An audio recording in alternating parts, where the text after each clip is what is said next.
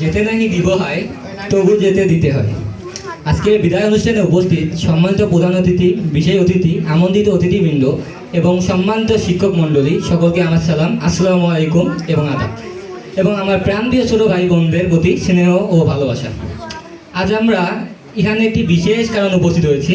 এই বিষয়টি যেমন গুরুত্বপূর্ণ তেমনি স্মৃতিবিদারক, মর্মান্তিক। এই তো সেদিন ভর্তি হলাম স্কুলে, নতুন বই, নতুন বন্ধু, নতুন স্কুল ড্রেস, সব মিলিয়ে খুব মজা। হ্যাঁ, আজ আমি স্কুল লাইফ সম্পর্কে আলোচনা করব। স্কুল লাইফ মানে স্পেশাল কিছু বন্ধু, পরিবারের বাইরে আলাদা একটি পরিবার, অসংখ্য স্মৃতির একটি গল্প। স্কুল লাইফ মানে বিরক্তিকর সেই ড্রেস, স্কুল লাইফ মানে কড়া রোদে দাঁড়িয়ে অ্যাসেম্বলি করা, স্কুল লাইফ মানে দেরিতে স্কুলে গেলে শাস্তি, স্কুল লাইফ মানে প্রিয় সেই শেষ বেঞ্চ, স্কুল লাইফ মানে টিফিন টাইমে অপেক্ষা করা এবং সবার সাথে টিফিন ভাগাভাগি করে খাওয়া, স্কুল লাইফ মানে স্কুল পালিয়ে বন্ধুদের সাথে খেলতে যাওয়া, স্কুল লাইফ মানে কমন এক অজুহাত, পেট ব্যথা, স্কুল লাইফ মানে চুলে কাটিংয়ের জন্য শাস্তি, স্কুল লাইফ মানে বৃষ্টির দিনে স্যারের সাথে গানের ক্লাস করা, স্কুল লাইফ মানে বন্ধুদের সাথে বৃষ্টিতে ভিজে বাসা যাও। এভাবেই কেটে গেলো আমাদের 5টি বছর। শেষ ক্লাস, রোল নং 1 ইয়েস স্যার, রোল নং 100 ইয়েস স্যার। অতঃপর শেষবারের মতো বন্ধ হলো হাজিরা খাতাটি। খাতাটা পড়ে থাকবে হয়তো স্কুলের কোনো কোণে, কিন্তু ধুলো জমা ওই খাতায় জমে থাকবে 5টি বছরের মায়া জেলে কিছু মানুষের নাম, কিছু মুহূর্ত, আবদ্ধ কিছু উষ্ণতম স্মৃতি। কিছুদিন আগে টেস্ট পরীক্ষা দিয়ে যখন বাসা ফিরছিলাম, স্কুল থেকে বাসা আসার সময় স্যার ডেকে বললো, কালকে থেকে আর তোমাদের ক্লাস হবে না। বাসায় আসলাম, স্কুল ড্রেসটা খুব যত্ন সহকারে রাখলাম, কারণ স্কুল ড্রেসের নিয়মটা আর নেই। এখন যে যার মতো ড্রেস বললেও চলবে, না বললেও চলবে, ড্রেসটাকে খুব যত্ন করে রাখলাম।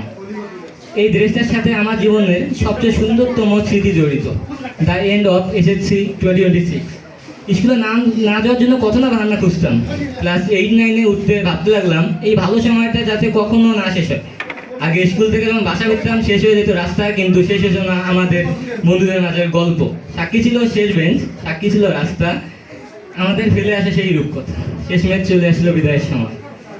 স্কুলের প্রথম এবং শেষ দিনটা একই ছিল, চোখের পানি আসছিল 2 দিনই, কিন্তু কারণটা ছিল একদমই আলাদা। একটা যাবার আনন্দ, একটা বিদায়ের বেদনা। যখন মনে হবে স্কুল জীবনের কথা, তখন হয়তো মনে অজান্তেই চোখের কোণে পানি চলে আসবে।